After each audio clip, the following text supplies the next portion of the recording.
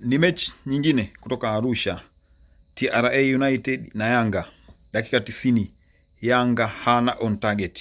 TRA pasi 117, Yanga pasi 374. TRA on target 3.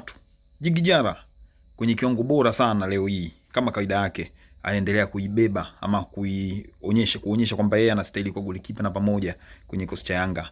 Ametoa michomo zile dakika za jioni ambayo kwa golikipa wa kawaida alikuwa anaumia. Bana, Yanga kikosi chao kimebomoka wakati huu. Ukiangalia Pacome, performance yake ile yenyewe tunaijua haijarudi. Leo anampoteza Prince Dube. Bila shaka ulikuwa ni wakati mgumu sana kwa Yanga. Hawaje kupitia wakati kama huu.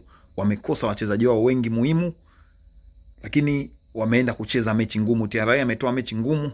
Licha ya hivyo, bado mimi ni wasifu Yanga. Wameonyesha kiwango kizuri. Yes, wameonyesha kiwango kizuri. Kwa sababu ingekuwa kawaida basi walikuwa wanafungwa kwa timu ambayo walikuwa nayo. Yes, wangeweza kupoteza mchezo, lakini wamepambana, wachezaji wameonyesha wao ni wachezaji wakubwa. Bana, ni noma sana. Sasa kwa mahesabu yalivyo